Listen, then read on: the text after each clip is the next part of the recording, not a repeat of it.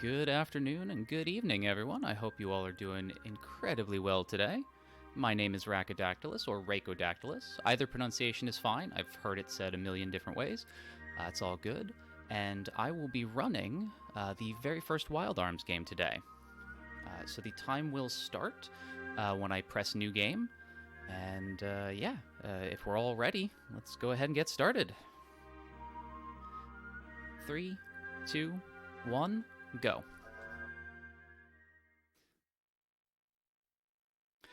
So this is the first Wild Arms game. It came out in, I think, 1997. This is a JRPG, as are, I think, all of the games, or most of the games in Questing for Glory. What sets Wild Arms as a franchise apart from a lot of other JRPGs is the heavy reliance on a sort of spaghetti western theme. Which will come through with a lot of the visuals and especially the music. This is just a fantastically scored game. So we start the game by picking one of our three main characters. We start with the protagonist Rudy, who I think sort of serves the role of the main protagonist because he's got the blue hair, and you gotta have the blue hair. And also, he's a silent protagonist, unlike the other two main characters. Except in the North American translation or English translation, he actually does have one line that was added in. And I'm just going to rename all the... wait. Nope. Let's actually rename the characters Questing for Glory, since there are three of them. So we start out with Rudy. He is what's called a dream chaser, or a wanderer. And he has found himself in the village of Surf, a little backwater village, and he's just sort of helping out. But I'm going to do two things here. First, I'm going to grab an apple from a crate, and then I'm going to turn that chicken into a mushroom. That's for no real reason, I just wanted to show that off, but the power apple was necessary for us to get. Because the route that I'm doing is safer, it's more marathon-friendly and beginner-friendly. So what we're going to do is we start with Rudy, and then we switch over to Jack, who's the sort of roguish vagabond character. And he talks a lot, unlike Rudy, our silent protagonist.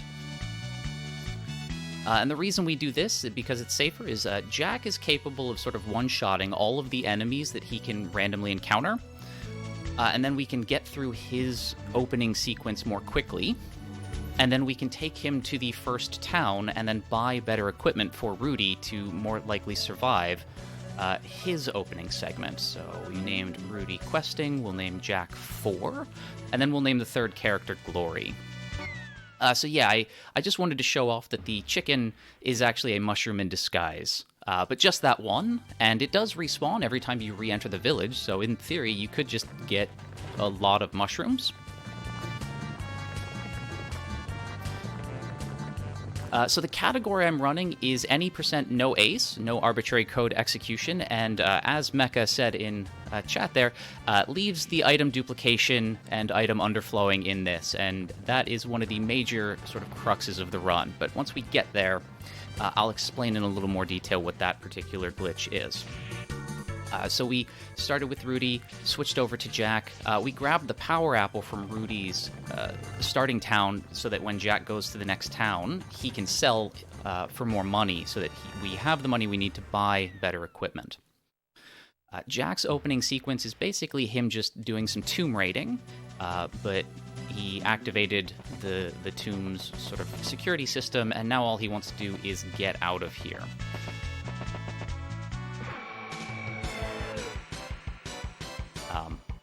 There's really no point trying to get the treasure in this opening area because it's a ruins that had been sort of picked clean from other adventurers beforehand, so the treasure chests don't really have anything in it, which is fine because we wouldn't pick anything up anyways. So now we just run around solving little puzzles and activating switches to get Jack out of here. And just for sort of consistency's sake, I'll be taking the random encounters and defeating them. Except Preemptive Strike, because that's a guaranteed runaway. We don't really need the experience or money from the encounters, So if you are running this game for better times, you want to try to run away from all the encounters that you get into, because it's faster to successfully run away than to take the fights. But, you know, there's always the chance for failure, and if you fail enough times, the enemies will hit you enough to kill you. So that's why I'm taking the fights rather than risking running away. And let's try to get that angle correct. There we go. Jack starts the game with the sort of tool, the key item, which is his Wind Mouse Companion handpan, which he just sort of darts across the screen to accomplish things, like activating switches or opening treasure chests or so on. So we make use of him to solve some puzzles. I am also going to take a safety save here, because even though this is a safer start, there is always a slim possibility that we get a really, really bad encounter formation that we get ambushed by, and that can actually kill Jack. So the safety save is pretty important. Fortunately, though, we're actually kind of fine here. The bad encounter involves this skeleton and a little green monster called a pillbug, and the skeleton did a lot of damage to us. The pillbug can also do a lot of damage to us, and if we're ambushed by both, we're in trouble, because if they outturn us on the first turn... Oh my goodness. Okay, let's actually do this properly. And also, just to be extra super duper safe. So yeah, if we get ambushed by that formation, this formation actually, and they both hit us beforehand, and then either one of them outturns Jack, that's actually a game over. So we do take that safety save just in case. Fortunately, we're fine here. Also, yeah, the skeleton roaring like a lion. Wait until we get to Rudy's opening dungeon. There are goblins in there that sound like cats. I would say that the music for this game has aged incredibly well, but the sound effects of this game haven't. They're kind of kitschy at times. Anyway, we roam around the ruins that Jack is in. We get to the end, and we encounter a very classic JRPG trope, the ancient super advanced technology. This is technology from a group of people called the ELW is sort of how it's pronounced. And it's giving us a warning, which in Jack's case is actually just the hint of where to go next. Just like the sound effects haven't aged as well as the OST for the game, I would say that the 3D battle models haven't aged as well as the 2D sprites and environment graphics. So this is a game that sort of mixed both. I think it's a relatively early PS1 game. I can't remember. I know it came out in about 97 for the North American localization, but I can't remember when the PS1 came out. So maybe early PS1 game. So, you know, we kind of have to put the graphics in context there for the 3D stuff. And yeah, no ace means no arbitrary code execution.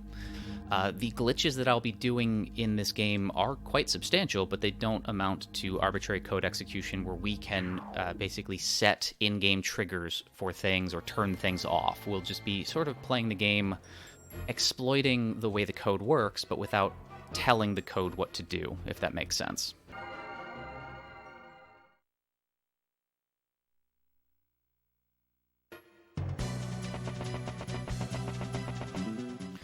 So at the start of Jack's opening sequence, he's fiddling with this sort of keypad that asks for like an entry password.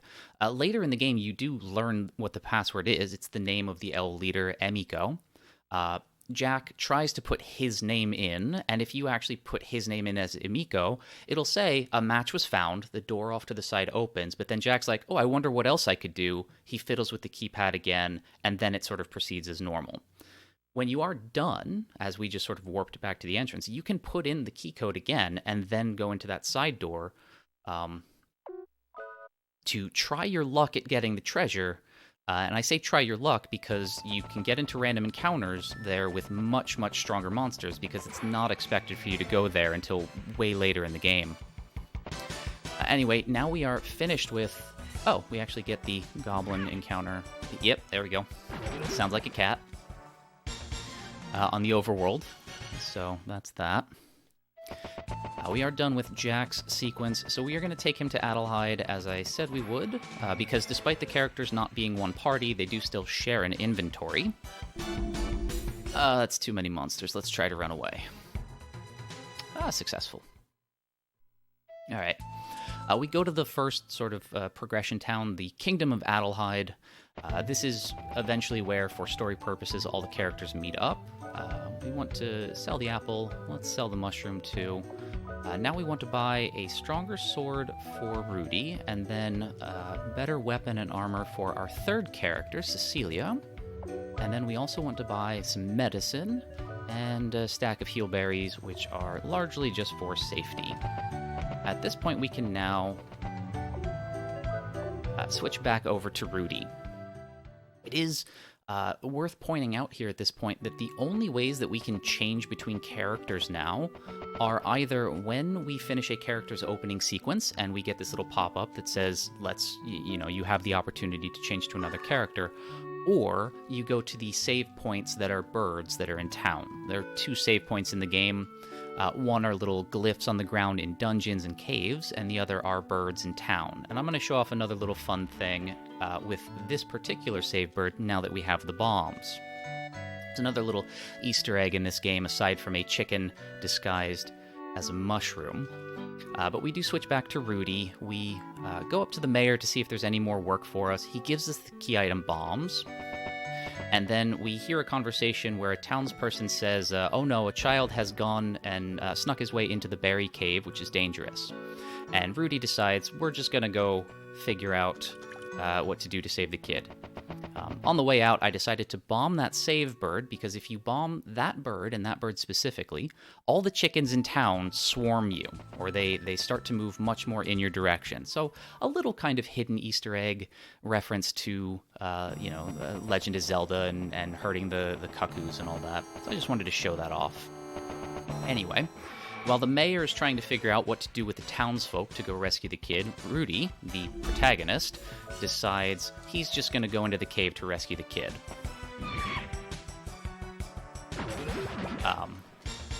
So that's what we do.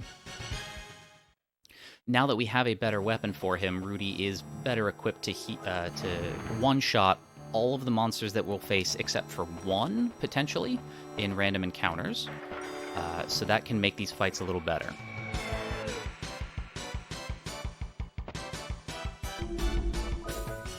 You'll notice as well that I re-equipped Rudy just straight from the battle menu. A kind of nice feature of this game mechanically is that we can change any of the character's equipment in combat, which we will be taking great advantage of towards the end of the run, where we're going to be re-equipping people mid-combat often. So it's a nice feature to have. At this point, we're just sort of running through, hoping we don't get murdered by anything, and doing murder instead. Let's see. It is kind of strange that this child sneaked his way into the cave, despite the fact that there are all these barriers in the way that we have to bomb out of the way, but just a little bit of story and gameplay dissociation there.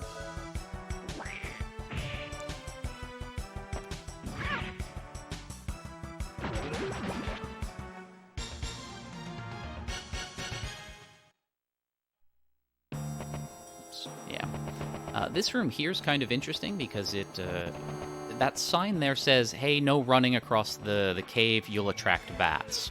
On this little rock bridge that we're running across, there is a little tile that if we do run across will actually disturb the bats in the cave, and a bat will start flying around Rudy's head. This actually signifies that we've got the cursed status effect. And the cursed status effect minimizes or really reduces the amount that you need to walk to trigger a random encounter. So the ideal is to run as far as you can, stop right before that trigger point, walk across it so that you don't get the cursed status effect, and then resume running. I didn't quite get that, because the encounter on the bridge that I got made me forget where I was in the sequence, so I just walked a way longer amount than I needed to, but it's fine. At the end of the bridge, though, if you do run across it and you attract the bats and you're cursed, that treasure chest at the end does have the item that cures you of the curse status effect. So it's a nice little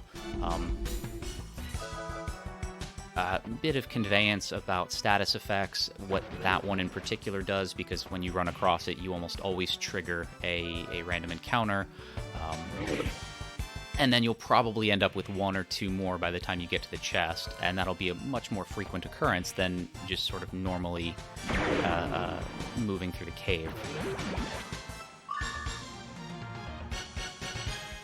And then immediately after, you get the restorative item that gets it away from you. So that's kind of a neat gameplay design there. Anyway, we bomb our way into this back wall to get an apple for power, agility, and vitality. The run, as was alluded to earlier, relies heavily on item underflow glitching, and we really want to underflow these apples because they are the stat boosting items in the game. And to give you some idea of just how important they are to the run, we end up using somewhere in the neighborhood of like 3,000 apples in the course of the run. So we're going to be duplicating apples a lot. Anyway, we proceed to the end of the cave. I picked up a treasure chest with a bullet clip in it because Rudy's special ability in the game is a gun. Cecilia is the game's magic user, and Jack is a swordsman whose special abilities are sort of the refinement and practicing of the art of swordsmanship. And then Rudy's special ability is he's got a gun, So anyway, I started blasting. And the guns actually do have ammunition, and you can run out. And so we do pick that up just for safety's sake. In a sort of normal run, you do kind of run the risk of failing rather than spending the time to reload. And then just restart the run. But we want this to be safe, so I grabbed it. Probably not going to use it, especially since we did end up at level 2, which is uncommon going into this boss fight. Anyway, we find the kid, we bomb the back wall. We then pick up what the kid was in here to get, which is a special healing berry that he wanted to use on his, father. This ends up breaking a seal that held back a big bad monster. And then when we rescue the kid and take him out of the cave, the monster attacks. The monster is translated as a zombie, but I believe, really, we start with a miss. That's fantastic. But I believe the monster's name would more literally translate to, like, rotting beast or shambling. Wow. 2 misses. So 85% chance to hit is what's listed. So we missed 2 in a row. That's cool. Absolutely good that we picked up the bullet clip. That's just bad. And now we...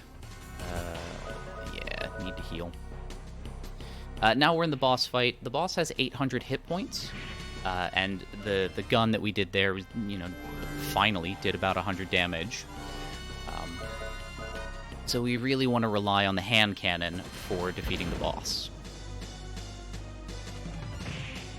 The boss's script is basically you can do one of 2 things. Either a regular attack, which we really want to see because it does less damage and we can counterattack it, or his special ability, Rotting Breath, which does, I think, just a flat 20% of your maximum health in damage.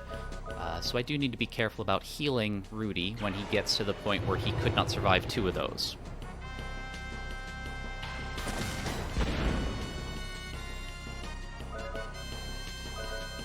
Fine. And then, yeah, it's just blasting away at the zombie.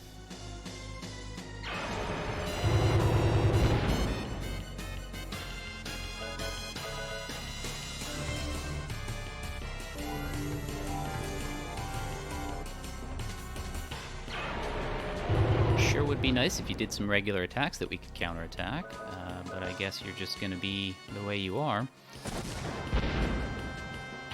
Hey, we didn't even need the bullet clip.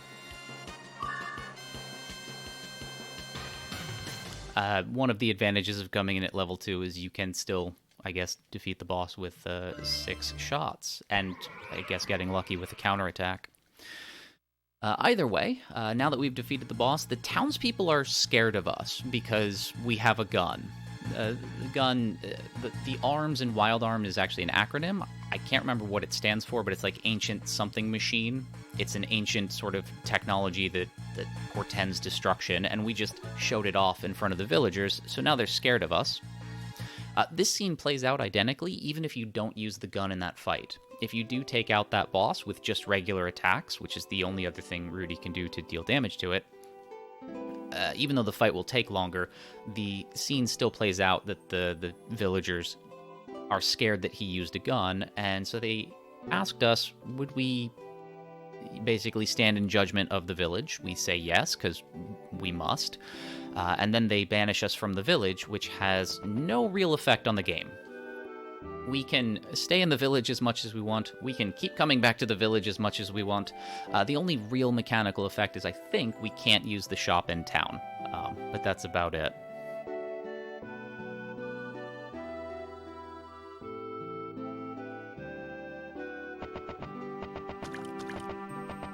And we bonk into a chicken for good luck. But that's it for Rudy's opening segment. He now is just sort of wandering around now, and the only place there's really left to go on the map would be the opening areas for the other characters, which Rudy can't really explore or do anything with, or the town of Adelheid. So from the game's perspective and what is intended, we take Rudy to Adelheid eventually to join the rest of the party members. But this is pretty much the last time we're going to use Rudy at all. We'll sort of make pseudo use of him later, but not for any story reason or fighting reason or anything, entirely for glitchy reasons. So thank you, Rudy. You did well. Now we switch over to the final party member of the game, Cecilia, who is the Princess of Adelheid and is studying magic at the Curan Abbey. And today is sort of like her birthday. She's turning 17, and then she's going to go back to Adelheid because they're planning a festival tomorrow.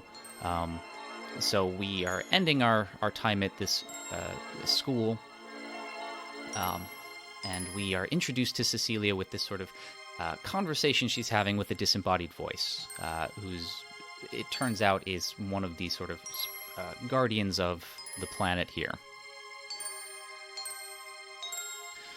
So we just sort of get this long introductory conversation.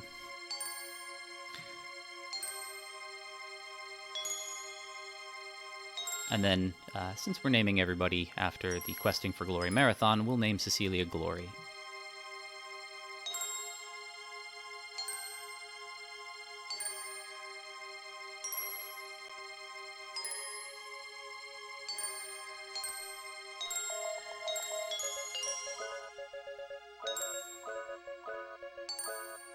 There we go.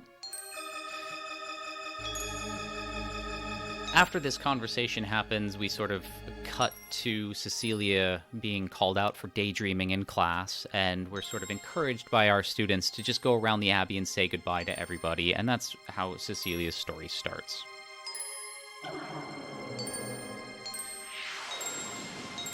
And yeah, as some people in chat are saying, Wild Arms is coded so well that the demo disc has enough on it that you can beat the whole game.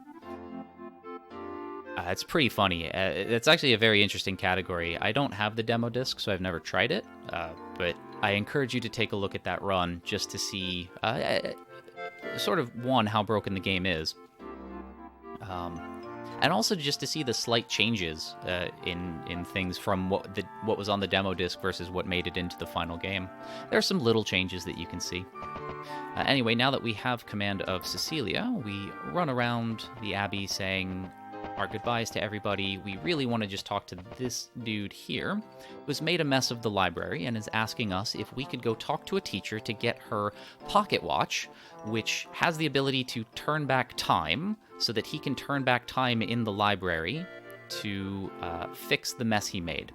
And I accidentally talked to him twice, so that's my bad. And we also want to talk to this teacher here, who gives us an item called a crest graph. The crest graph is how this game teaches us magic. Unlike a lot of games where magic is learned as you level up, or in some sort of progression, we get items called crest graphs that we can bind spells to teach Cecilia magic.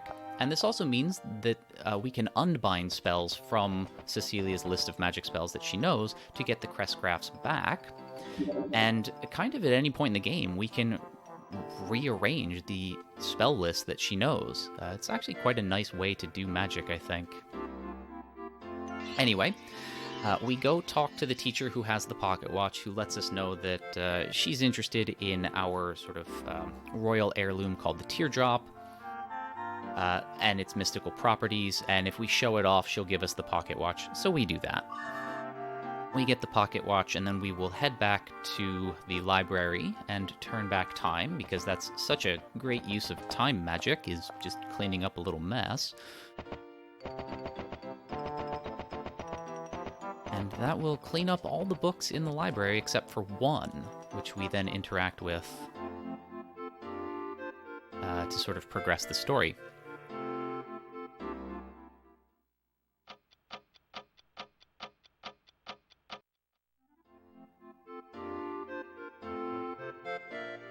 So we talk to the book, and we once again have a conversation with a disembodied voice who is letting us know of the existence of a secret library in the Abbey, a sealed library.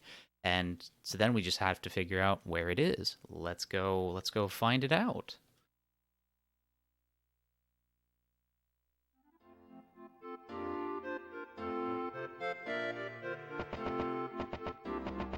So we run around a little bit more. We talk to our original teacher, who says, I can't help you find the sealed library.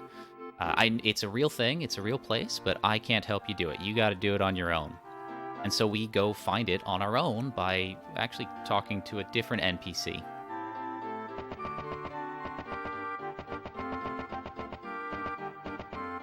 This NPC lets us know that there are statues in the courtyard that have secret switches on the back, as sort of the clue that is where we need to go. You saw me do a little inventory management there, which is setting up for item underflowing later, or inventory underflowing later. And then... wait, no, it's just black magic here. We need the Spark spell, the Freeze spell, and the Valkyrie spell to help Cecilia most efficiently get through her opening segment. Not dissolve.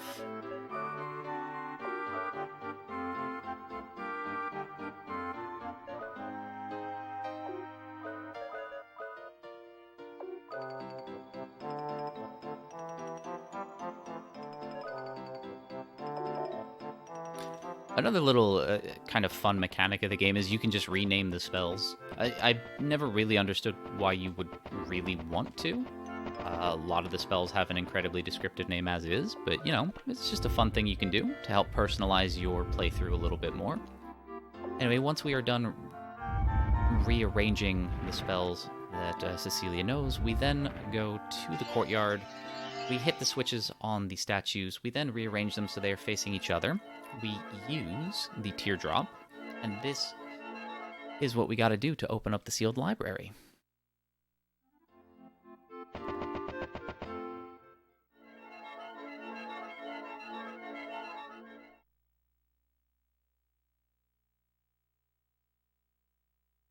You love having your own naming scheme for spells besides the cool factor?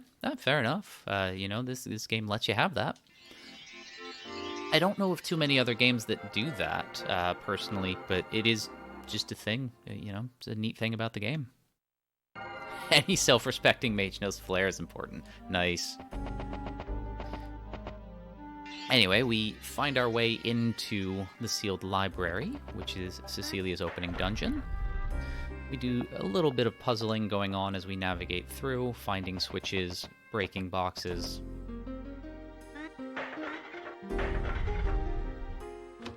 We also pick up this magic carrot, which will come in handy later. And we should be getting into an encounter now. Yeah, there we go.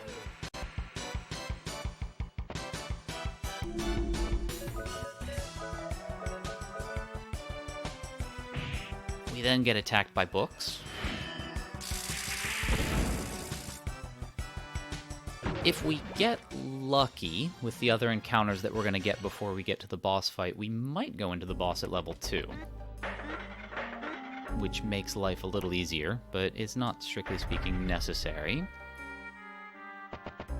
Do some more puzzling. We come into this final room that tells us we need to throw some books into a fire, because they hold, that sort of opens up the actual end of the dungeon. Pick up a treasure that's a headpiece for Cecilia, just to help her take a little bit less damage in the next boss fight.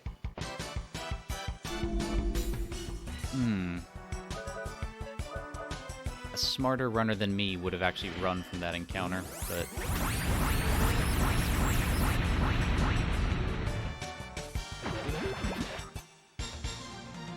But it was 3 enemies, which means if we get a there's a decent chance we can end at level 2, which is fine. Anyway, we run around and find books to throw into fires.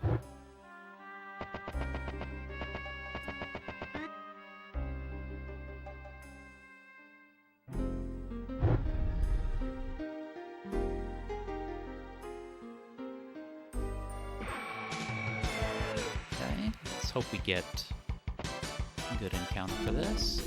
Maybe.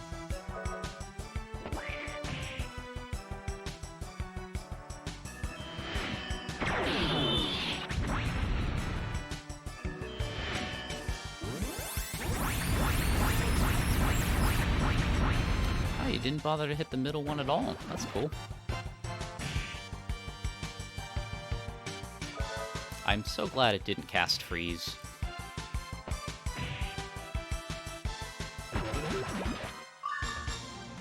Okay, here we go.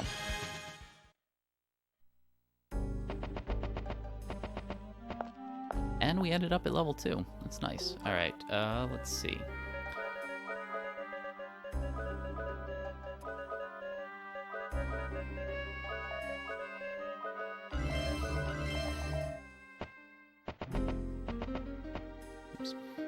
Doing some more inventory arrangement to set up for item inventory underflow glitching later. And then we talk to this final book here to trigger the boss fight.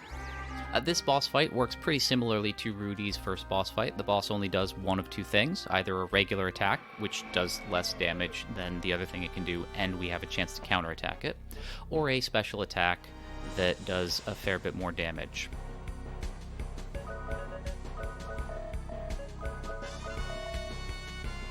But because we are level 2, I believe I can actually just have Cecilia auto-fight the whole thing, going all out, casting freeze every turn, and we should defeat the boss before we get into a position to need healing. This boss only has 300 hit points, so I think we've done a little over 100 now.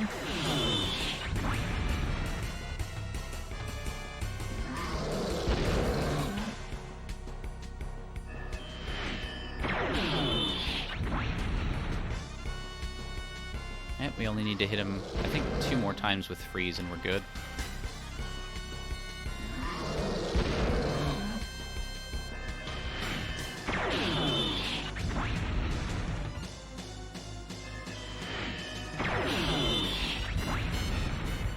Yep, there we go.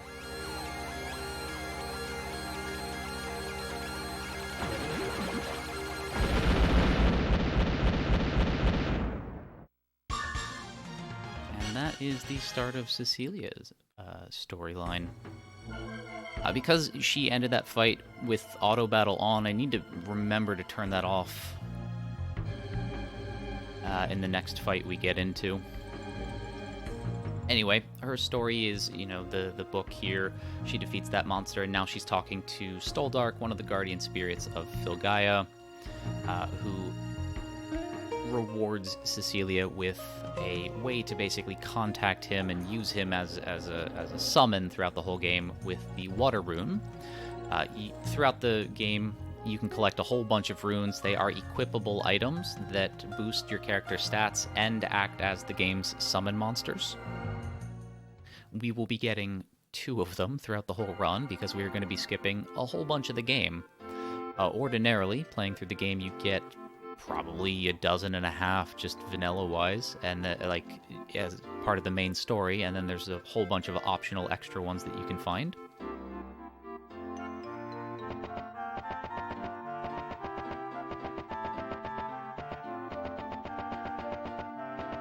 We're basically done with Cecilia's opening. We just want to rearrange her magic a little bit. We no longer need these additional attack spells, Spark and Freeze, so we're going to move to some more support-oriented magic, including the Escape spell, which allows us to warp to the like a dungeon or cave's entrance, which will help us escape places faster, and the Sleep spell, which hopefully we'll get to use in the next cave.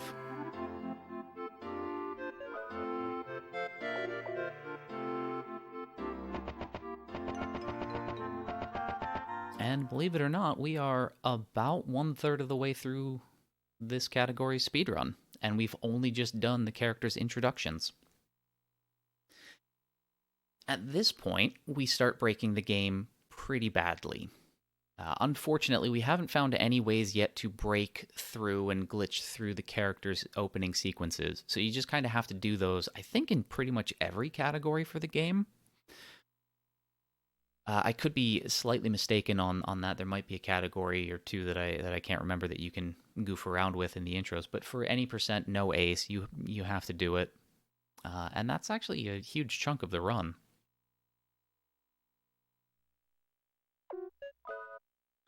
Now let's take Cecilia up to Adelheid. Now that we have finished with each of the characters' opening sequences. And I was about to say we weren't going to get an encounter on the way to Adelheid, but we did, so that happened. Let's do this and try to run away. And we got a little lucky there, so that's cool. But now that we're done with all the characters' introductions, when we take Cecilia to Adelheid, a little scene plays out where an excavation team runs in and says there's been an accident. Monsters are unleashed in an excavation site just outside of town. This is caused by the earthquake that happened when Rudy broke the seal of the zombie. So we take Cecilia, we go talk to the head of the excavation team, who basically hires us to go deal with the monsters in the tomb.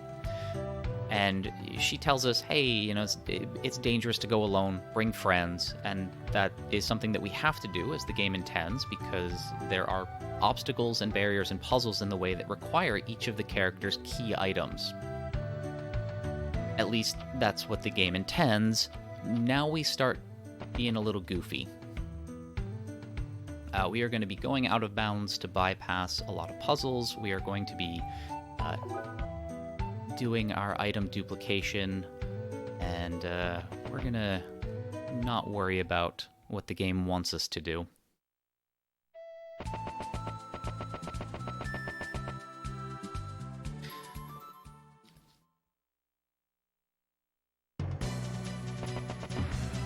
We bonk into that guy for luck, and then...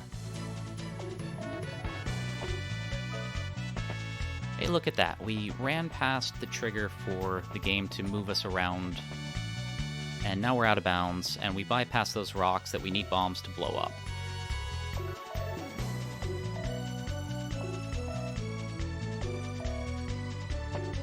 Nope.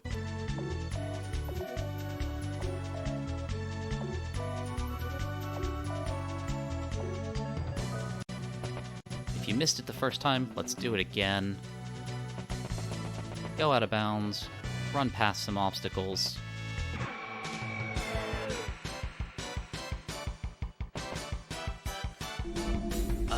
This encounter. Okay. Let's see. Let's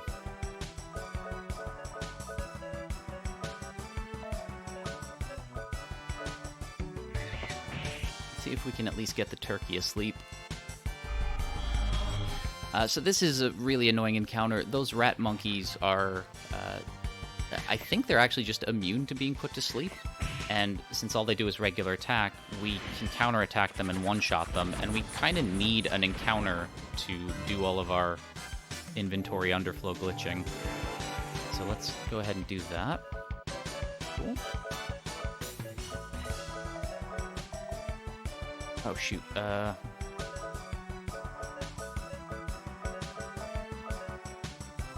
do that. They figure let's actually just get rid of the rat monkeys instead of relying on counterattacks.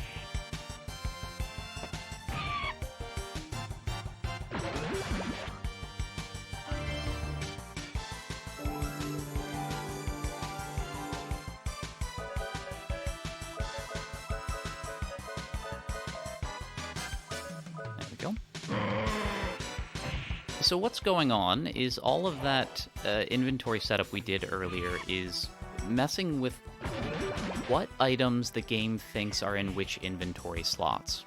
Okay, let's try to put him to sleep again so that we can do this both more safely and more quickly.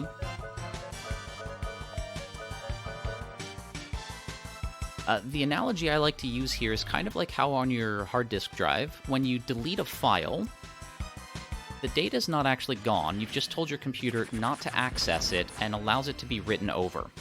In much the same way, by moving our items to an empty slot later in the inventory, and then doing auto-arrange, we've told the game that there's no longer an item in this later down slot because it's been forcefully moved up. But the game's memory keeps the Mystic Apples and Crest Graphs and so on there, just inaccessible to us and at a stack of 0.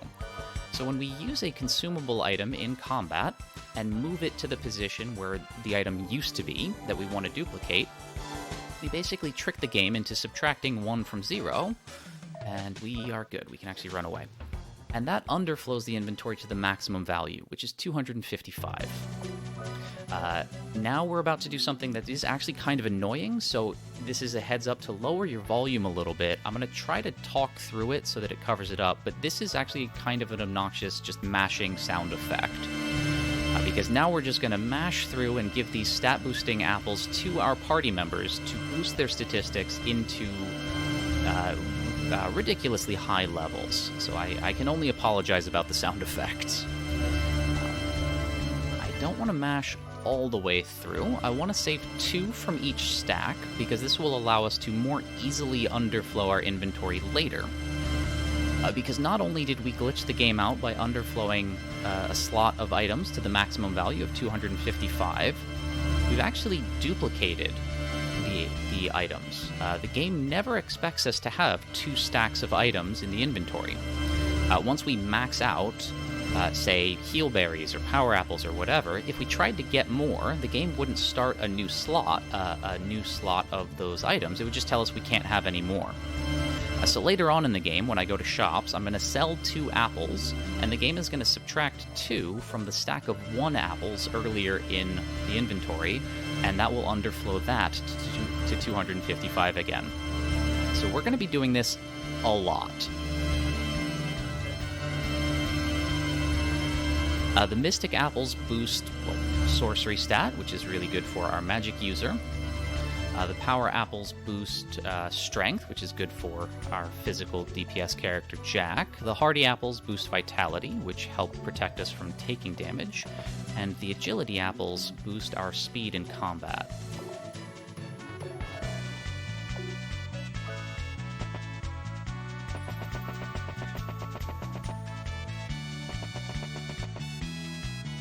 We want to scooch out of bounds to get past this barrier.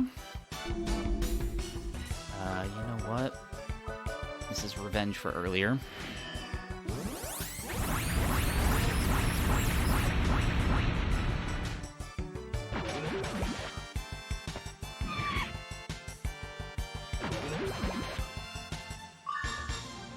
Okay.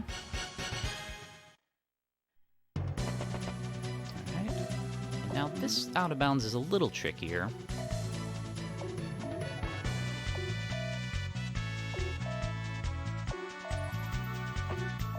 Oops.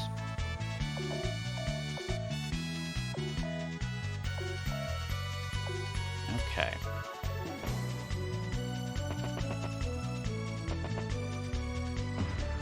Good. Bonk into the wall.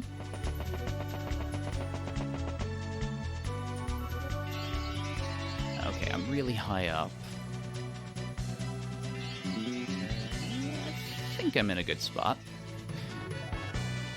There we go. Okay, so what I did there was I went out of bounds and then entered a room that's actually inaccessible from the room that we were in. This works because when you enter a cave or a dungeon or a labyrinth or anything like that, the entire map is actually loaded in. All the rooms and everything are loaded in, and you sort of move seamlessly through the rooms when you cross, doorways and so on. But if you can sneak out of bounds and you know where to go, you can go through doors in rooms that you can't even see, and we do that to skip to pretty much the end of the dungeon. We then do a little kind of put the blocks in the squares puzzle, open up this door, and we're good on magic. And then we fight a big old turtle.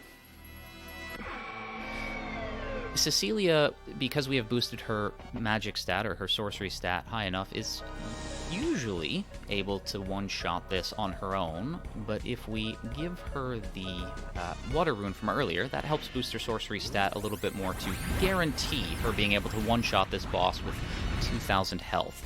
We actually did get a pretty low roll there, so it's really good that we had the water rune equipped. This isn't a dangerous boss, it's just if we fail to one-shot it, we then have to waste time, finishing it off.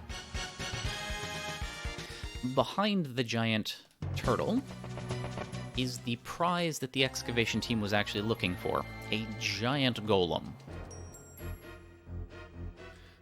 The excavation team was in the process of trying to locate this to excavate it to add to the festival that Adelheid is throwing tomorrow. They're going to be showing off a lot of excavated treasures from around Filgaia. So now we want to report to the head of the excavation team, Professor Emma, that we found it, and then she'll take it from here.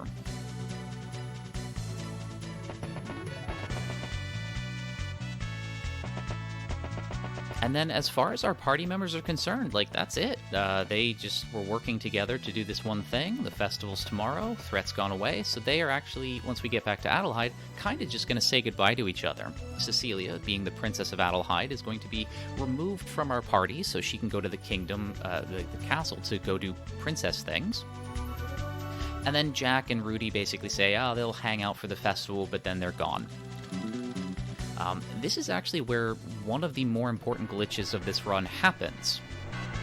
Because the game expected all 3 party members for us to be able to complete this dungeon and go back to Adelheid, the game is going to unlock the ability for us to switch freely between any characters that haven't been explicitly removed from the party. In this case, we can switch freely between Jack and Rudy, but not Cecilia, because she has been explicitly removed from the party. But Rudy never joined the party. So when we switch between Jack and Rudy, we're switching parties, and this is going to allow us to break the game even more.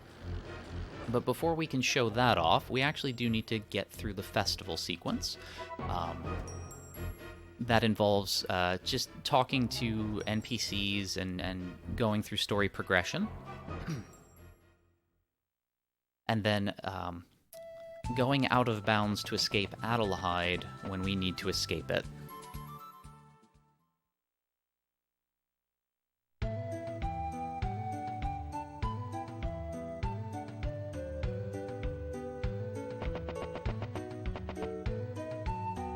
So we go to the inn, we say our goodbye to Cecilia, and she says, hey, it was great getting to know you. Have a good one. And then we go to sleep, and the festival starts.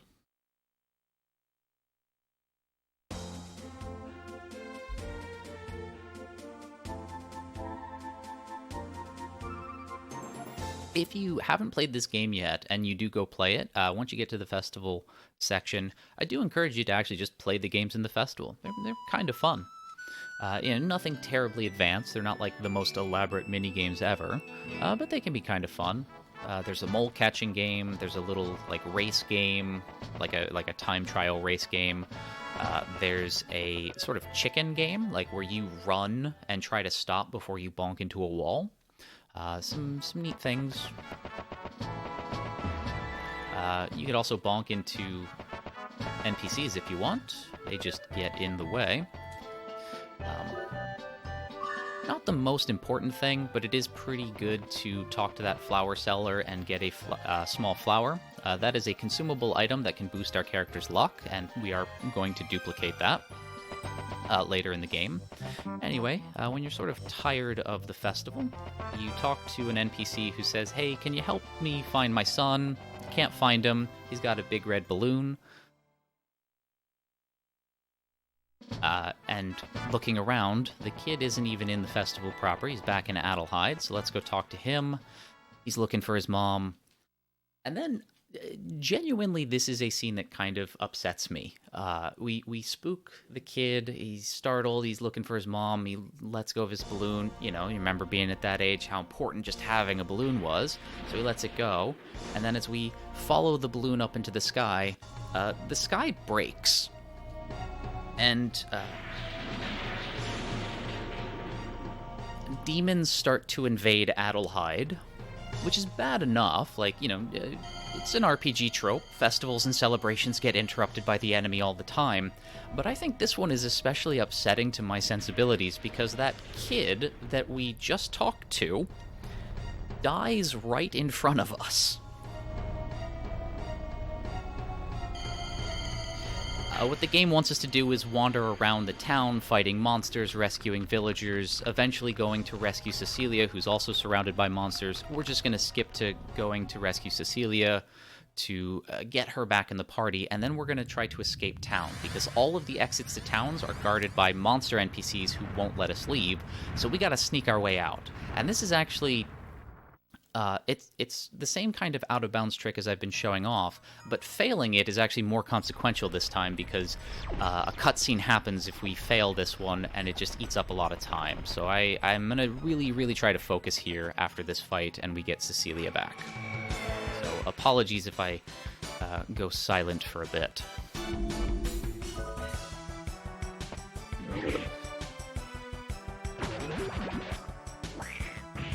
Let's just deal with this fight. Counterattacks would be nice. Okay, yeah, good. Counterattacks do make this fight go a little quicker.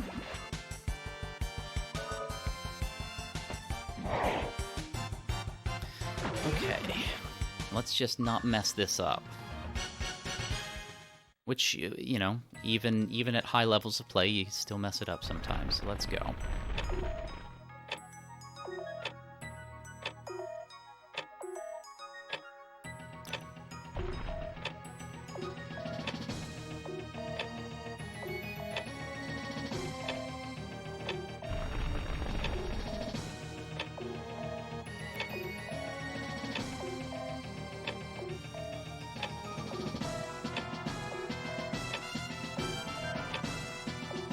Okay, good.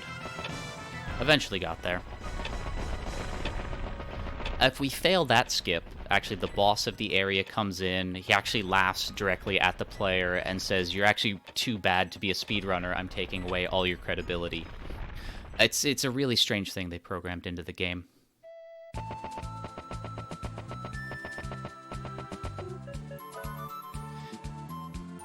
Anyway, we have escaped Adelheid, and what we're going to do is we're going to move both of our parties to the next area. And we're going to do some party switching here because when we switch parties, it sort of resets the threat. So we avoid random encounters. And we're going to move Rudy, not because he's going to join the party or kind of do anything. We actually just need him there, because although we can see the other party on the overworld, when we get into a dungeon, we won't be able to see Rudy in there. His hitbox will still be present, but he won't be. We really just need his hitbox, though, because we're going to use that to skip past a barrier, some guards. We call this guard skip because you're skipping past guards. I think that's fine. If not, I'll readjust. So we're going to skip past these guards, who, if we tried to run past, would actually knock us back from before the trigger. So if we use Rudy's hitbox judiciously, we don't get knocked past the trigger, and we can just waltz on by. And now things are about to get a little funky looking. And I'm going to do a thing, and then I'm going to explain it. because if I mess it up, it is a little bit of a soft lock. So let's not do that.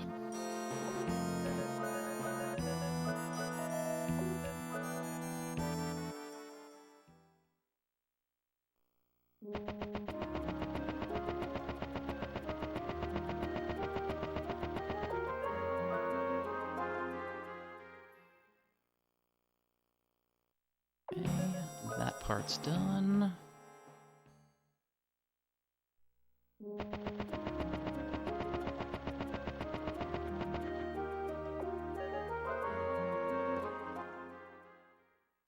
Yeah, there's a lot going on here, and I will do my best to explain it in just a moment. I just want to be careful about my movement.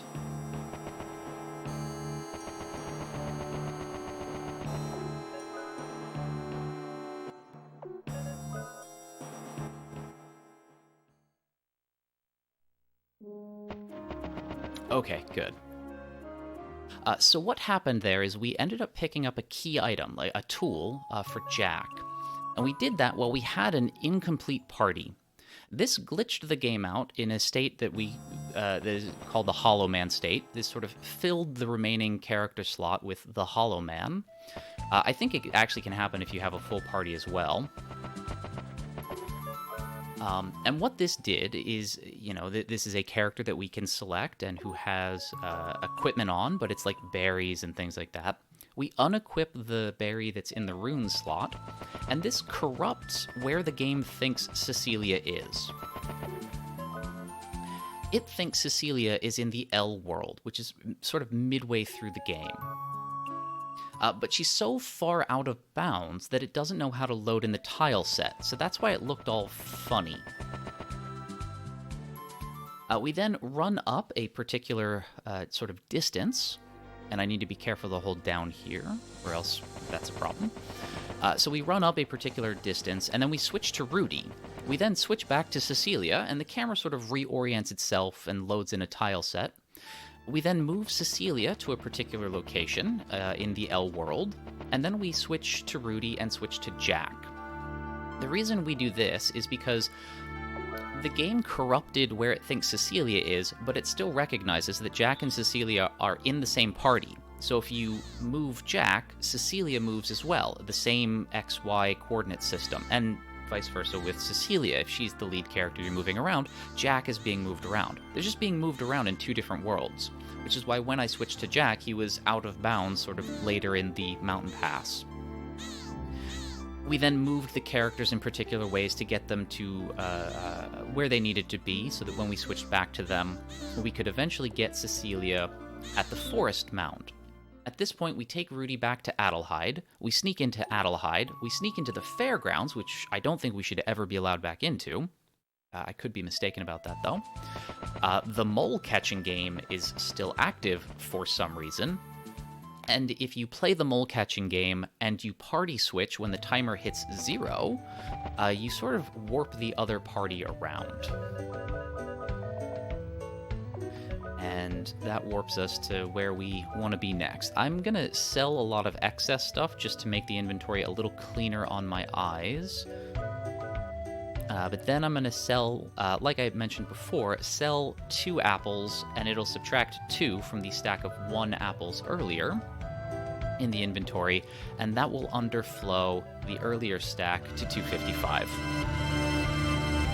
So that glitch we did there to bring Cecilia and Jack to this kind of endgame town is called the Mole Warp. I think it was discovered relatively recently, like last year and a half or so. But I did see that other Wild Arms runners are in chat, so they may be able to correct me if I'm wrong. Now that we have full stacks of apples again, we are going to stuff our characters' faces with another whole bunch of apples. And so that's what's going on here.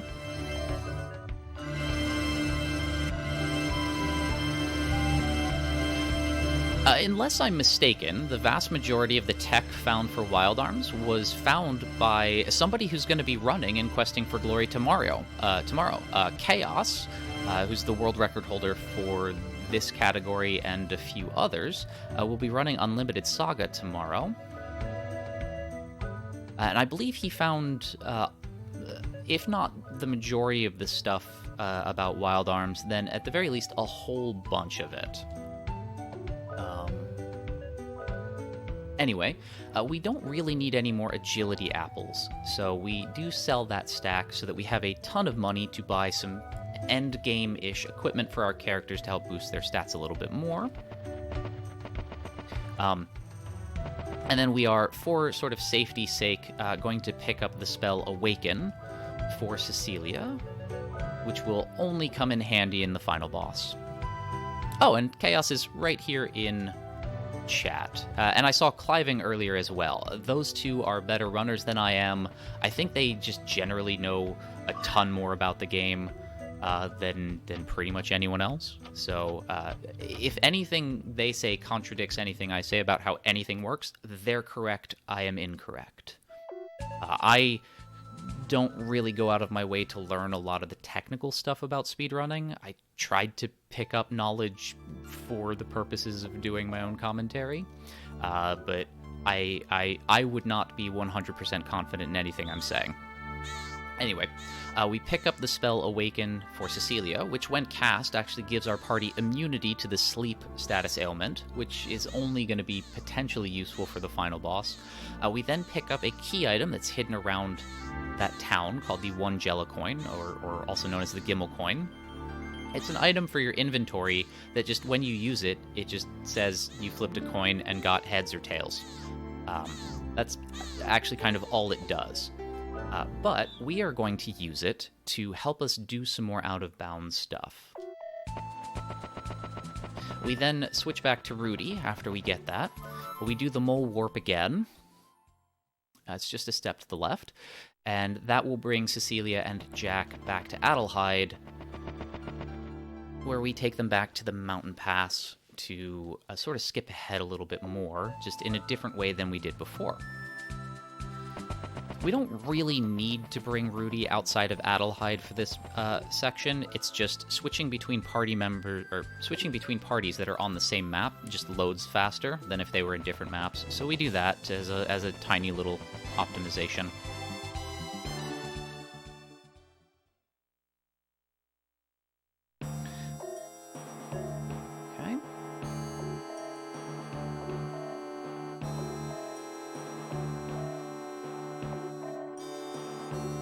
Come on. Ah, nuts. Walked out of it. Can the horse meet the king? Nah, I think that's a different game, Kane, to you.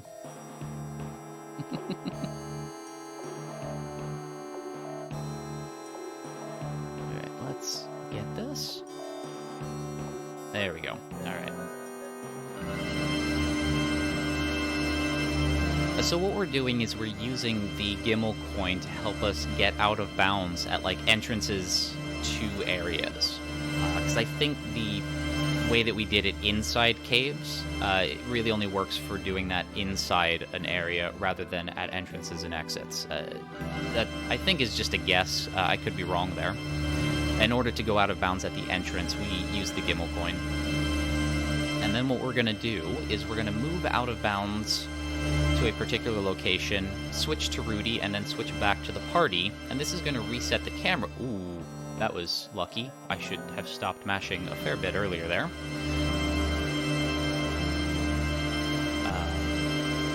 When we switch to Rudy and then switch back to Jack and Cecilia, the camera's going to reset, oriented around the room it thinks we're in, which in this case will actually be the last room, so that we can navigate much more easily out of here.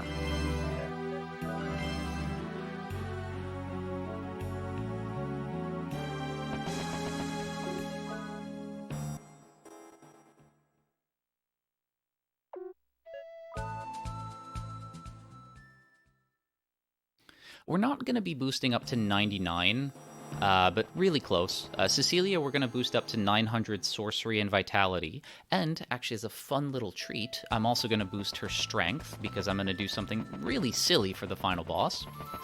And as for Jack, we're going to boost his Strength up to 820-ish, and then his Vitality up to, like, 780-ish. That's just really about what you need. Anything more is just excessive.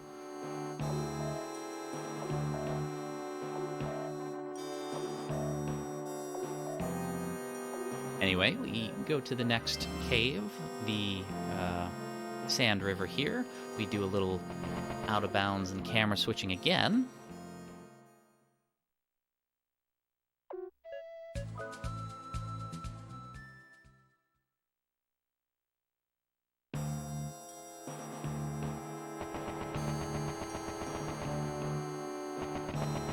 And we get to the exit of the Sand River. Now we are in a giant, giant desert. And oh look, a traveling caravan.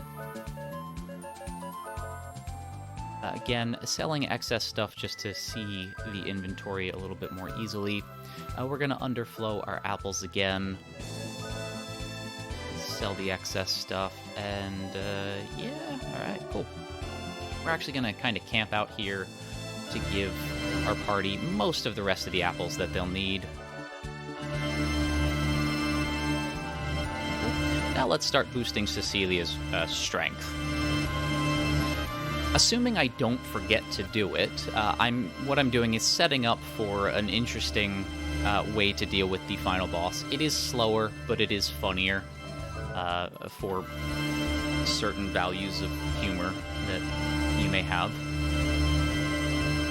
What I'm going to do is set up so that I put the party into the berserk state for the final boss and just wail on him with physical attacks. And it just goes a lot faster if Cecilia is also pretty strong.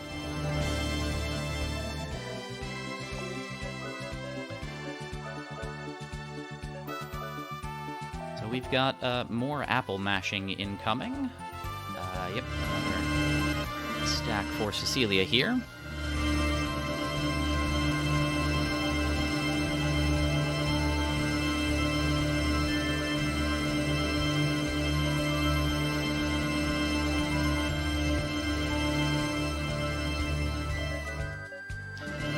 If I mess up giving power apples and end up going through the stack for Cecilia, I'm not going to be too upset, just because of the way the berserk status works in this game. But I still at least want to give her at least one more full stack of power apples. We definitely want to make sure to get Jack's vitality stat up to about 780, because towards the end of the game, he has a fight that he takes solo. And so he needs to be strong enough to withstand the damage from the boss and live, considering he is going to be drastically underleveled. So I think this is good for Cecilia's strength. I don't really feel like giving her another stack, so let's just use all that. Let's just do this. Yeah. I don't think these characters are going to see a doctor for quite some time.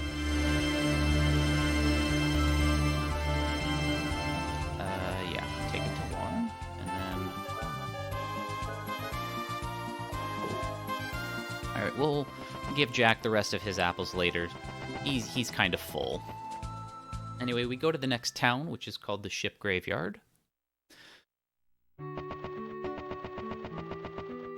We want to talk to this character here. His name's Dan. He was a dream chaser, and he and his wife Anna went to the Pleasing Gardens, which is the next dungeon that we're going to, and unfortunately, his wife did not come back, so he's going to ask us to go to the Pleasing Gardens to pick up a bracelet that he's going to keep as a memento of her. Oh, please get lucky. Oh, that's so lucky. Now just don't mess it up. The Pleasing Garden is a dungeon that moves around the desert.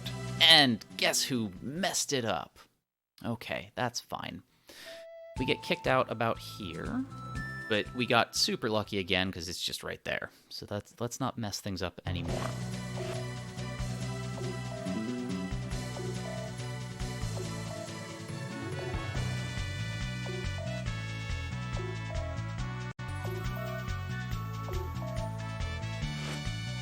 Cool, messed it up again. Okay, that's fine. So the Pleasing Garden moves around the desert, but interestingly enough, it does start in exactly the same, like, area each time you enter the overworld. So if you know where that is, and you can get lucky mashing as you switch your party in there, you can get in there. It stays in this location for 1 frame, and then it starts moving around the desert. So...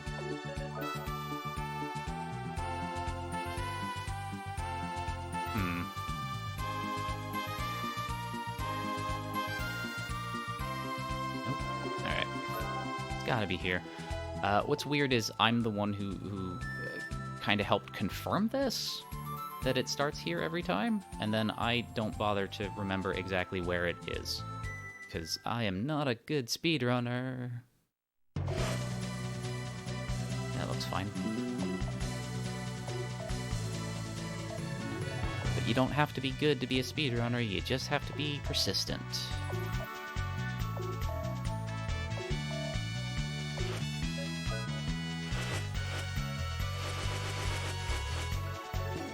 Oh, that was entirely my bad again.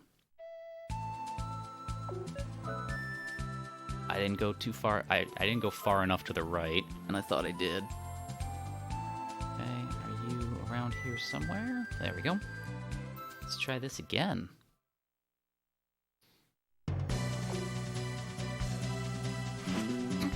Okay. Hey, it's a good thing we were ahead of schedule, because I think I can get us back on track.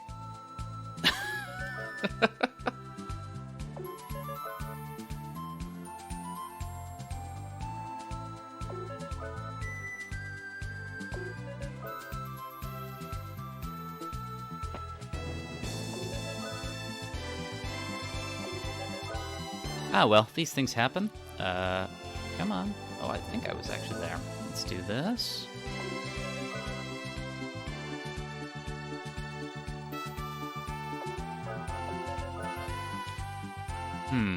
Let's see.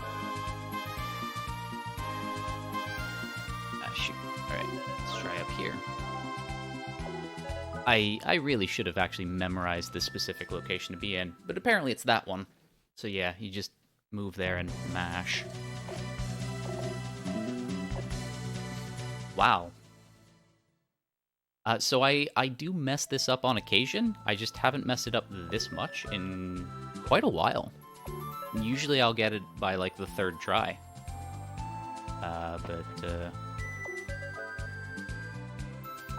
Just gonna blame it on marathon jitters.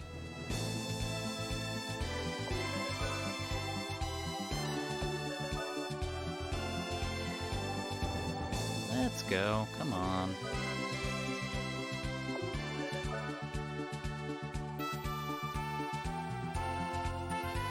At this point, I think it'd almost be faster if I wandered around the desert.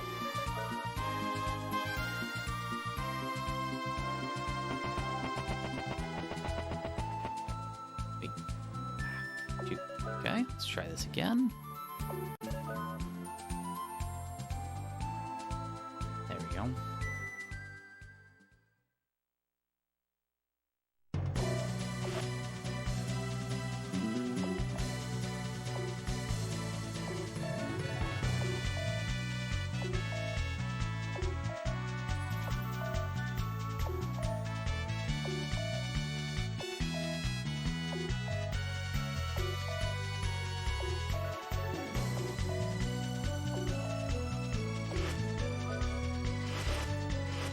Let's run very far to the right first. There we go. Now let's run up. So this out of bounds, where we need to go, we run sort of far enough to the right, and we loop around, and so we're going to enter on the left here. We then do a camera switch, and this moves us into the Pleasing Gardens at a place after the boss fight, where Jack picks up his next tool. Now, we do need to be careful when we party switch from this point not to party switch to Cecilia, because she's now corrupted in the L world. But we do an out of bounds again. And of course, that one I get immediately. And I was talking there and forgot to sort of mentally count. So I'm either in the room I need to be in, or the room right before the room I need to be in. I'm exactly where I need to be, so that's cool. We pick up the bracelet. We escape, which is spelled exactly the same as escape. And then we head back to the ship graveyard. We return the bracelet to... Aw, yeah, sure, tease me. Put the pleasing gardens in my way. We then return the bracelet to Dan. This opens up the next story area for us, which is going to be the ghost ship that we got to go to. This also unlocks a force ability for Jack, because his character arc is that he's looking for power and weapons and strength for the purposes of revenge. And here is where he's starting to learn that real power is actually using your strength to protect the ones you care about. And so he has his force ability Sonic Vision unlocked as he's going through his little character arc. Actually, also just for fun, going to switch to Cecilia. Just for a little visual thing in a moment. I'm going to stop off at the shop here to pick up that chic bolero, which is not necessary for the run. It's just necessary for setting up for the goofiness for the final boss fight. We need that in order to inflict the berserk status on our characters. Anyway, so I switched to Cecilia as our party lead to show off a little visual thing, because Cecilia actually has 2 sprites in the game, and 2 sort of battle models. And somebody in chat actually mentioned there's a scene where Cecilia cuts her hair, and she does, and she also changes outfits to be a more adventuring-oriented outfit. And if Cecilia's in your lead here, or, you know, when you do sort of cutscenes where the party splits apart or whatever, you can see the 2 different outfits that she's got, the 2 different sprites that she's got. I just kind of like showing it off here, because it's so stark to me. She starts off short hair, adventuring outfit, and then all of a sudden, long hair, and her Magic Academy outfit.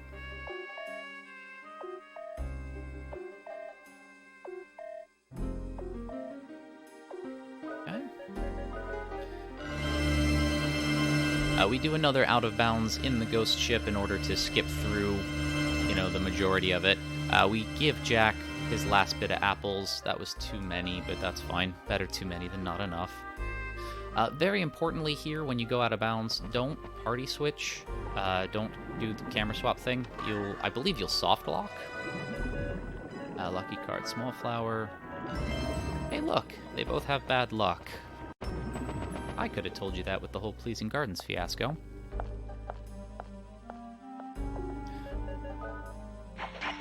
Anyway, we skip around to the end. It's not necessary to pick up that lucky card that I just got. I've just gotten into the habit of doing it. It's a consumable item in combat that doubles the amount of experience and money you get. It can be the slightest bit useful, but is never really necessary.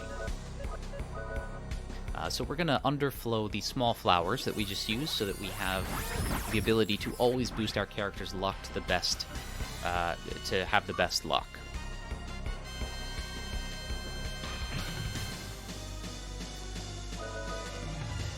Because Jack was stunned there, it's actually good that we gave Cecilia all those power apples so that she can deliver the final blow quickly to the boss here. This boss has 8,000 hit points. One Valkyrie will do somewhere in the neighborhood of 6,000 to 7,000 to it, and then Jack is supposed to just hit it for the rest of the damage, but he got paralyzed, so that's the thing. Anyway, that's it for the ghost ship. A couple of interesting things navigating through the ghost ship that we didn't see. There are treasure chests in here that we cannot get while the ghost ship is there. Once we sink the ghost ship, we can get those treasure chests. They'll wash up on the beach in the ship graveyard, and we need one of them.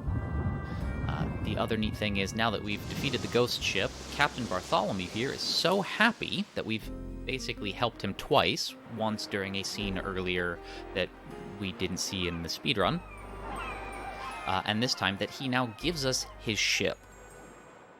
In the act of giving us his ship, one of his crew members says, "Hey, I'm from Adelheid, and I'd like to go back home to help rebuild it because of the whole demon invasion thing, and it got destroyed, so do I have permission to go home?" Captain Bart says, "Yeah, you can go home and do that." And this actually rescues Adelheid we didn't. We skipped out.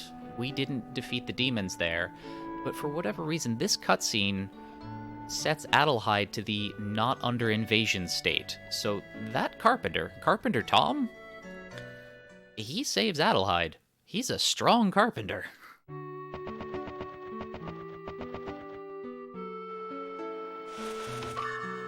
Anyway, like I said, some treasure chests wash up on shore here. We need one of them. We need the goat doll. The goat doll is an accessory item that we can equip, and if in combat we take lethal damage with a character, the goat doll gets consumed and our character gets restored. Basically a sacrificial goat, or scapegoat.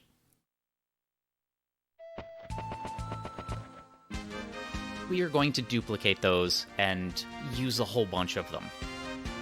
Anyway, now that we have a ship, we're gonna do something that a member of my community that many of you probably know, Lethlin, likes to call reverse fart jumping. Oops. And that's actually why I safety saved, because I forgot how many times I needed to jump there. Had I not saved here, that would have been a soft lock, because there's no real way to get back to where you need to go. The way I messed that up. So I safety saved there just for safety's sake, and boy, it paid off.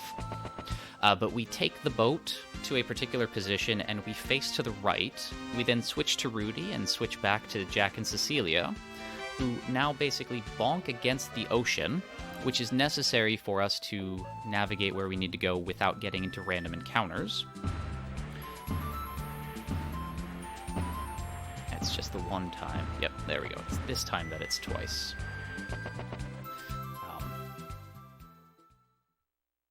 And we basically bonk our way to an advanced magic guild, where we teach Cecilia some more advanced magic, including the teleport spell, which basically means we can teleport to any town that we've visited before. We get the hyper spell, which when cast on a character doubles their attack power.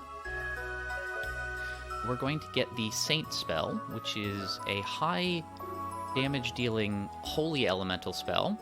The second to last boss in this game is weak to the holy elemental, so that's useful. And then we get randomizer. Randomizer is a fun, in quotation marks, spell that does a random thing.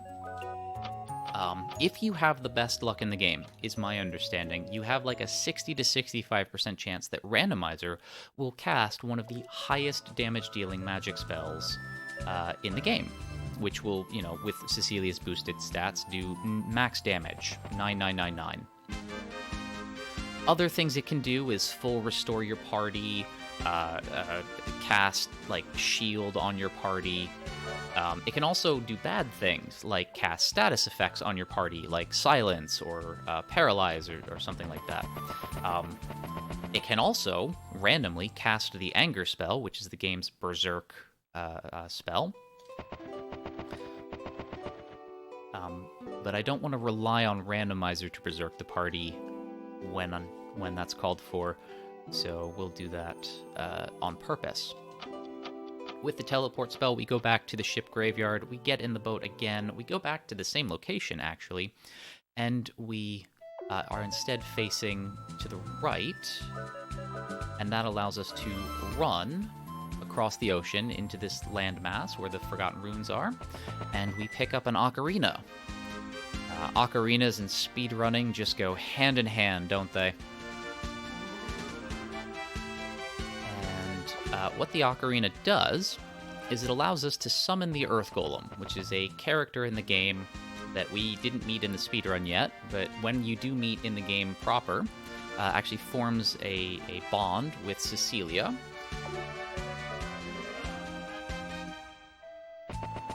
Actually, I want Jack here. Don't know why. Switch to Cecilia. But it becomes a mode of transportation for us, which allows us to navigate around... Wait. Okay, there we go. allows us to navigate around the overworld without getting in random encounters, and it can walk across shallow water. We're going to use it and Rudy to help Jack and Cecilia clip through some mountains here, thanks to their hitboxes and the fact that we have 2 parties. So that is how you cross mountains. For safety reasons, we are going to take Rudy to the nearest town and save, because there are a number of scary things potentially in our future. So to ameliorate the scary, we're going to safety save.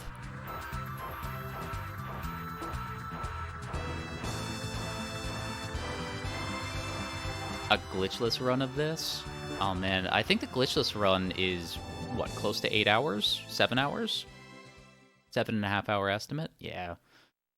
It is fun to see all of the game. I, unfortunately, just don't have the constitution to single segment run for that long. Otherwise, I would love to learn that and start running it. I might learn it just to do it in multiple segments, just sort of on my own time. Because there's so much good music in this game that we don't hear in this run, and so many like fun moments and dramatic moments and so on.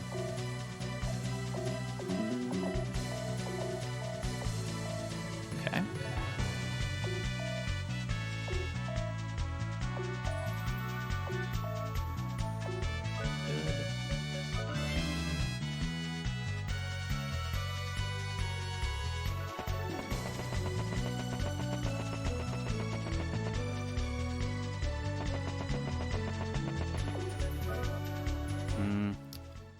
Might not have run down right far enough. Let's see if we need to reset and try that again. Oh, nope, we're good.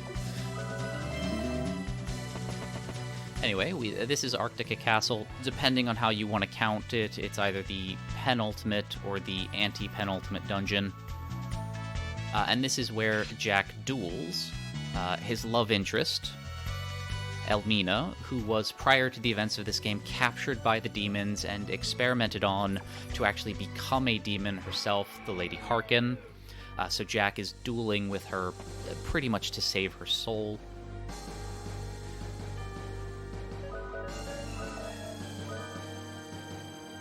The way this fight works for us is we set Jack to auto fight for 3 attacks, then we take him off auto battle. Then we do Sonic Vision, then we do 1 more attack, and then build up our Force Gauge for another Sonic Vision. You can actually just do regular attacks for the whole fight, but it's slightly quicker to do it this way if you're good at menuing, which I am not.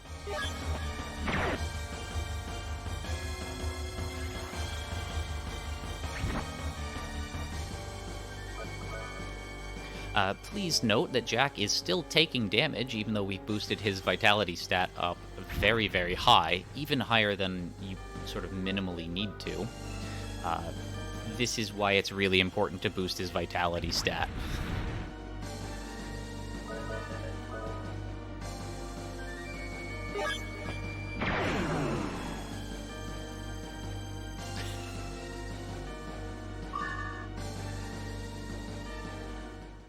Alright, so we've defeated Elmina. We've basically saved her soul.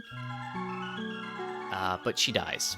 And that's very, very sad. But this sort of is the end of Jack's character arc, where he really comes to internalize the idea that true strength and true power is to protect the things you care about, and he has a renewed motivation to start to fight to protect all of Filgaia. Incidentally, at the end of this fight, we get the Courage rune, which is another rune that we can equip to characters. We'll equip it to Jack. It's not the greatest deal in the world, but it does help with his damage output a bit, so we'll throw it on him in a fight in the upcoming... well, we're in the endgame now, so we'll do it in an upcoming fight. And the Hollow Man makes another appearance here.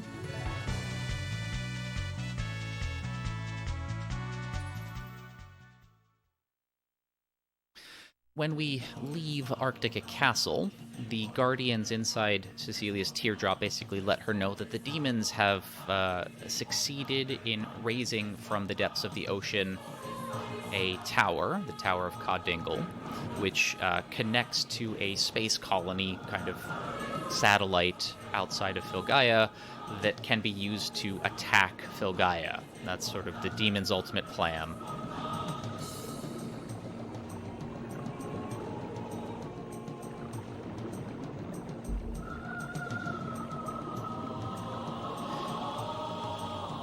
This is also, at least in this run, the longest cutscene, the only real break you get. So if you are running this and need to quickly run to the washroom, you have a little over a minute to get your stuff done and back.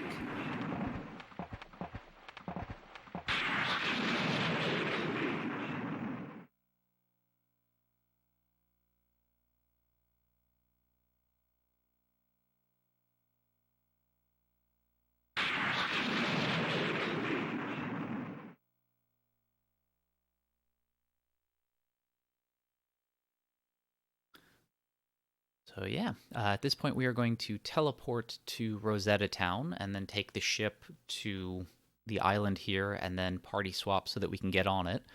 The island here is set up so that you really should only be able to access it when you have the airship in the game. We don't have it, so we gotta glitch our way in. Excuse me, I'm burping a little bit. Hopefully that's not coming through. I am going to safety save here because the most dangerous fight is the next one. The next fight that we do is a fight with a recurring enemy in the game, Boomerang, who acts as sort of like the noble antagonist who's really just fighting because he's interested in just who's the strongest. But this fight is dangerous because there's not just one enemy, there are two, and both of them have the ability to one-shot characters.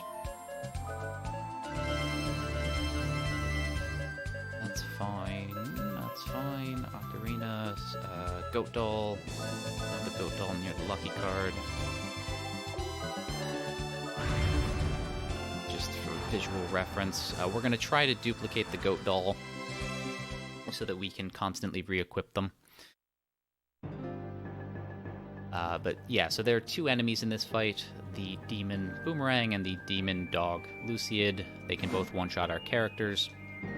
It's not guaranteed, but it is a possibility, and, well, if they do that, we're kind of, screwed. So we need to hopefully be able to kill Luciad really, really quickly. So we're going to deploy Cecilia's randomizer spell.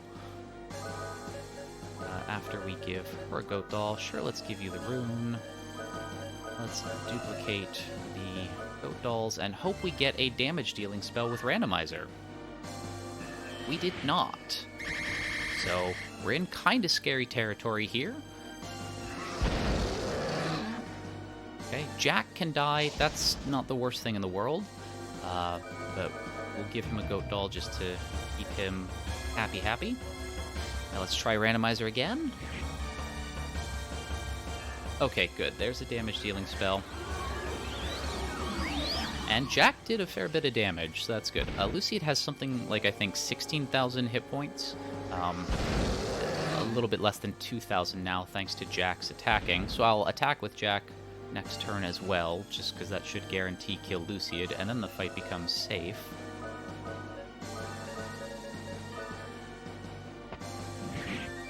Sort of independent of what randomizer does. Okay, and there's regenerate, so good that we attacked with Jack.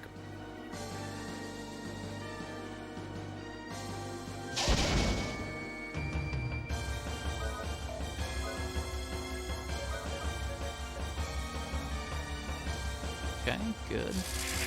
Another attack spell from randomizer. We just need one more of those, and we've defeated Boomerang.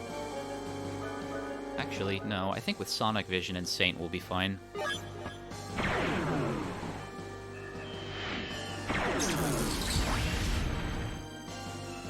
Yeah, there we go. It's safer. Okay. Now that we've defeated Boomerang, as far as the story's concerned, I think 3 times, he's really convinced that we're super duper strong, and now he's not really going to stand in our way anymore. The big bad evil guy doesn't like that Boomerang has effectively defected, sends a demon army to stop us, and Boomerang says, no, you go, I got this. And he holds the demon army off for us.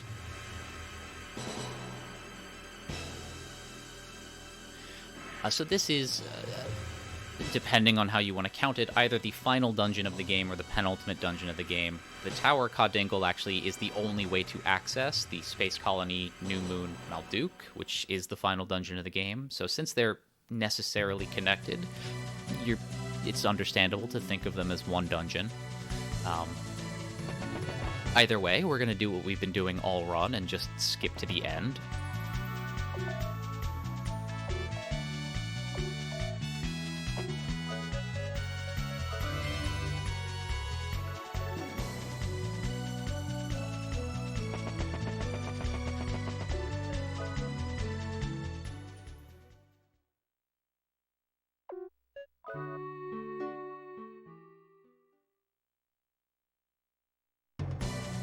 What even are dungeons?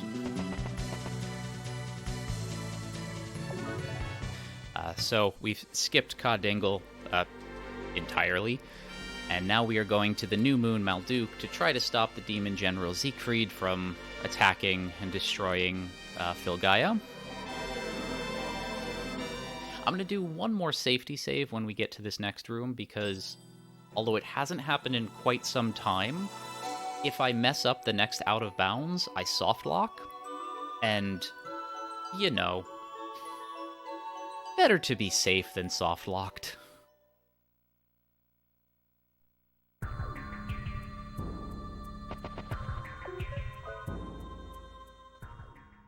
Let's just do a quick safety save.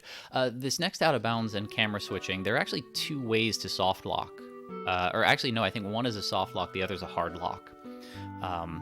If you don't go down far enough, you end up just above a room behind a bunch of barricades that you can't move around. And if you go too far down, that's just sort of it. Like, the game doesn't really switch back into view. Oh, that was nice.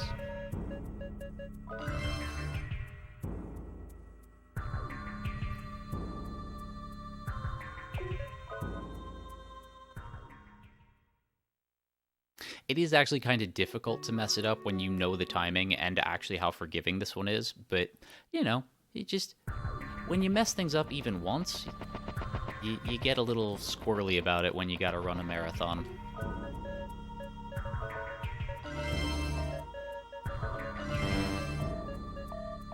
Alright, we're good. It's not actually a hard trick, it's just, when I was learning the game, I didn't really have the timing down, so I would mess it up, and when preparing for the marathon, I got really, really worried that it would be one of those, like, oh, this hasn't happened before situations, so I'd rather be prepared than not prepared. Anyway, so this is Siegfried. He's the Demon General. He's doing bad things, and we want to stop him.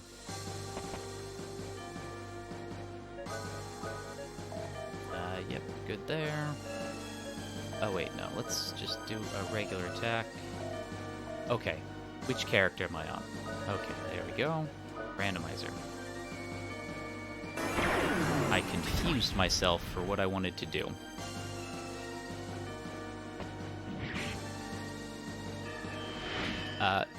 Siegfried has 30,000 hit points. If we got 3 randomizers of the damage spells, it's 9999 times 3, so he would still have 3 hit points left, so we supplement that by attacking with Jack. So let's just hope randomizer works in our favor. And also, let's hope that Jack dies in this fight, because that makes the next fight much safer.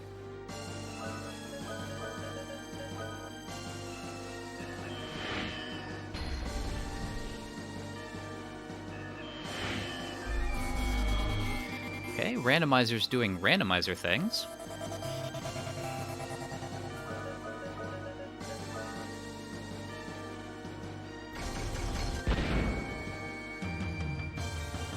Okay, so that's 2. Can you attack Jack real quick? I'd just be actually real quick. Yeah, you're good. Be really cool if you attack Jack. Nope. All right. So the next fight is going to be a little bit dangerous, but it's going to be a very particular set of circumstances that make it dangerous. The next boss fight has an ability called All's Magna. It's a very, very low damage dealing ability, but it inflicts a variety, or it has the chance to inflict a variety of status effects on our characters, including paralysis. If our entire living team, if our entire party is alive and paralyzed, we can't change their equipment. And being killed and resurrected with a goat doll doesn't eliminate being paralyzed. So it is possible that we get hit with All's Magna, both Jack and Cecilia are paralyzed, and then we get hit with some really big damage-dealing abilities, and yeah, that stinks.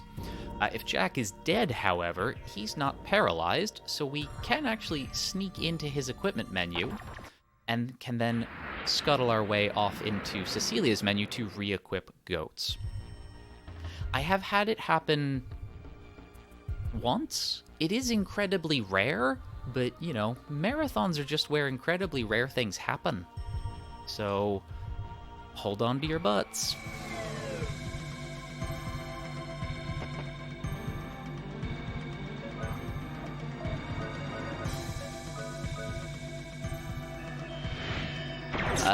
As I mentioned earlier, when we got the spell Saint, the second to last boss... Oh boy, you're opening with this. Great stuff. Okay, Silenced is not bad. I'm okay with Silenced. Actually...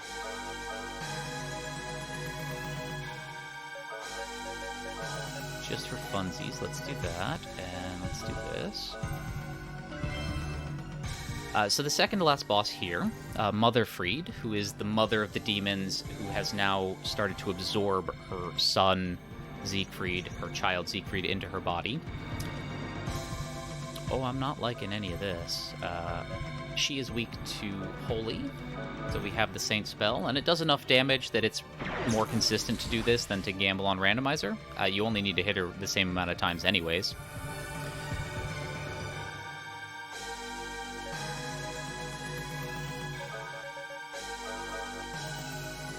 So now I'm just sort of hoping that Jack dies, honestly.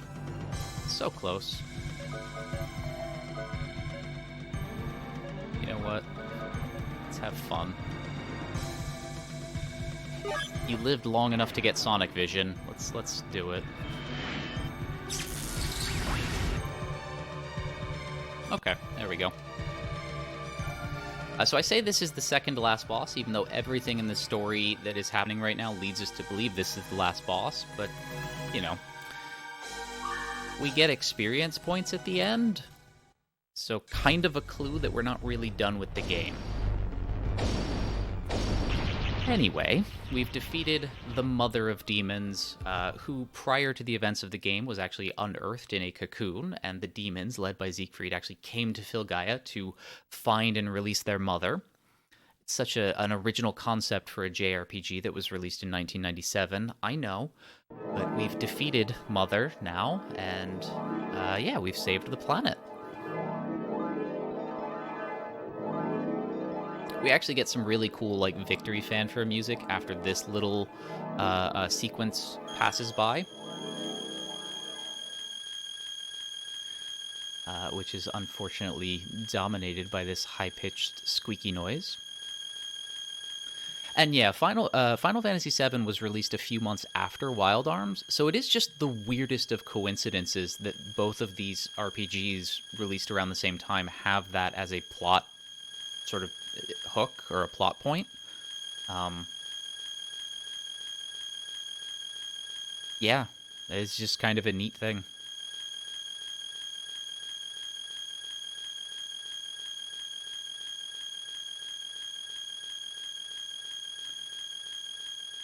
I think a lot of mid-90s game developers had a lot of similar ideas about ways to make stories. It's sort of the only guess I have. Let's bring people back to Decent enough position here. Actually, there's no reason to worry about luck.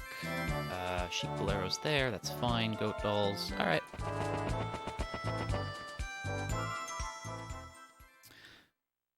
And now we head back to the teleporter to go back to Filgaia, and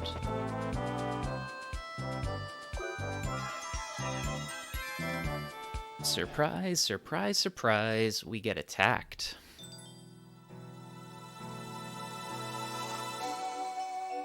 Also, this boss fight, this final boss fight music is a real banger.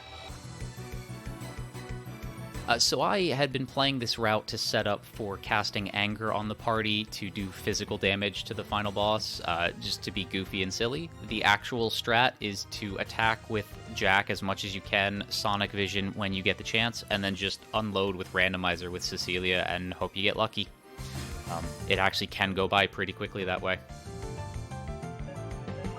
And as necessary, reapply Goat Dolls. We did pick up the spell Awaken to help give us a little bit of safety. It gives us party-wide immunity to the sleep spell, and this is the only boss we fight in the game that has the ability to put us to sleep.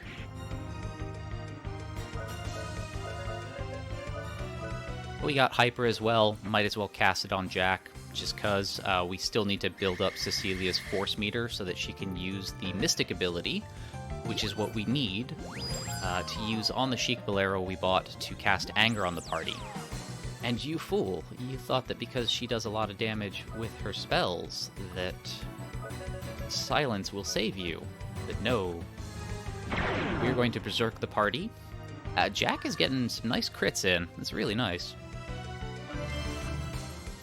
The Berserk stat, or Anger, the Berserk status, Anger, starts with that little pop-up that says, all abilities increased by 10%.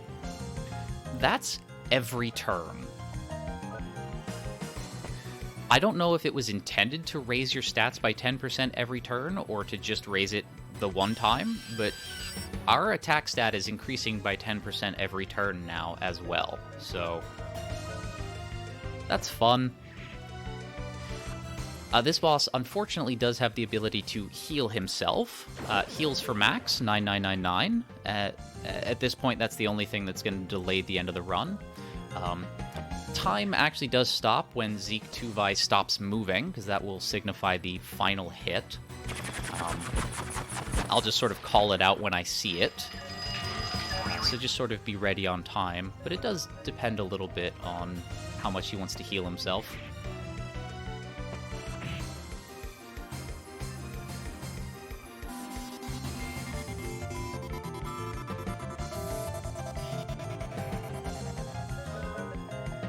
I know I'm not taking damage there, so there's no reason for me to check if I need to reapply Goat Dolls to them. I just want to do it out of so that I don't overlook the fact that maybe Jack or Cecilia got damaged enough to have it taken away. Jack is now confused, but I don't actually think that matters.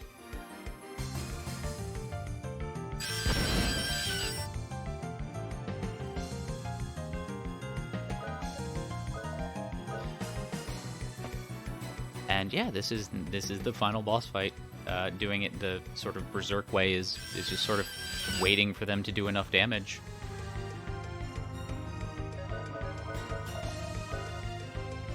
And then re-goading as necessary. And that's time. So that is Wild Arms. So not only did we save Filgaia, but we made it back to Filgaia. Yes Goats. We do Yes Goats in the Wild Arms run. There's somewhere in the neighborhood of like 20 some odd minutes of ending cinematic, not cinematic, but ending like cutscene and sort of denouement stuff. The short version of it is we get teleported outside Cod Dingle, which is starting to explode. The Earth Golem, which is how we got there, puts itself in the way to block the explosion from us. In the process, it actually does effectively die. throughout the game, Cecilia had formed an emotional attachment to it and an emotional bond, so she is incredibly devastated that the Earth Golem is now deactivated, but does say that, you've left behind a world of peace. They all go back to Adelheid. Cecilia sort of resumes her duties as the princess. Jack and Rudy decide there's still more work to do in Filgaia, so they go on their way. So Cecilia is now feeling very, very alone, and then she decides, you know what, I'm just going to live my life as a normal 17-year-old girl, and I'm going to go off on my own. She leaves her kingdom in the hands of the minister, and then she finds Jack and Rudy and rejoins them. And then they go off and have more adventures. And that is Wild Arms. Thank you all so much for hanging out with me as I ran this game for Questing for Glory. I had a lot of fun. Hopefully the mess-ups that I did with the Pleasing Gardens didn't cost us too much time, but I really do hope that this was still an enjoyable experience for you all. I had a lot of fun running it. Thank you so much to the Questing for Glory crew for accepting the submission in. For the rest of you, stay tuned. I believe, what's next? Final Fantasy IX? That's coming up. That's going to be a great run. And as I mentioned as well, a little plug for tomorrow. The world record holder for Wild Arms is going to be running Unlimited Saga tomorrow, so tune in for Chaos's run. It's going to be grand.